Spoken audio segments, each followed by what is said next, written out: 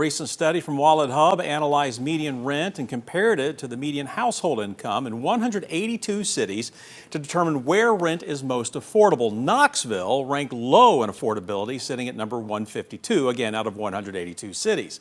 6 on Your Side reporter Kayla Preck joins us now here in the studio with more about rent costs in Knoxville. Kayla.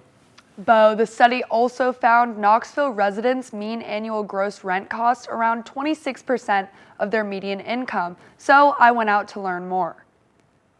The cost of rent over the last couple of years has been flat, but over the past 10 years or so since the COVID-19 pandemic, rent has risen much higher than it was historically. Natalie Hubert and Catherine Bowie go to the University of Tennessee. They say there are various apartment options in Knoxville, but not many considered affordable. We live further down the strip and we pay about $1,400 a month. And while we don't pay our own rent, we do have roommates that do pay their own rent. So it definitely can be a little bit challenging balancing like buying groceries and like having a social life here and also classes and also balancing that rent. And in the future, they expect to pay more. I know next year we have a house with 8 girls that we're sharing and we're paying I think $1,760 a month.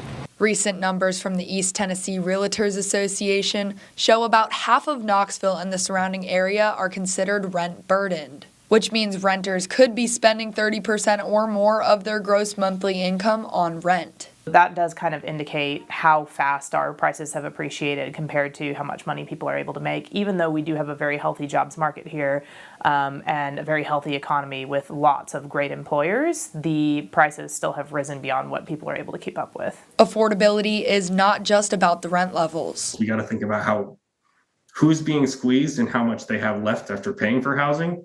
And then on top of that, housing supply has to keep up with demand. Lower income renters are going to be affected the most. Jensen says those who are struggling can look for ways to reduce cost of living, whether that's location, budgeting, or considering roommates. Bo? All right, Kayla, thank you. You know, Jensen added, although most do not want to see housing and apartment expansion, those things bring economic growth and help to lower costs by lowering the overall demand.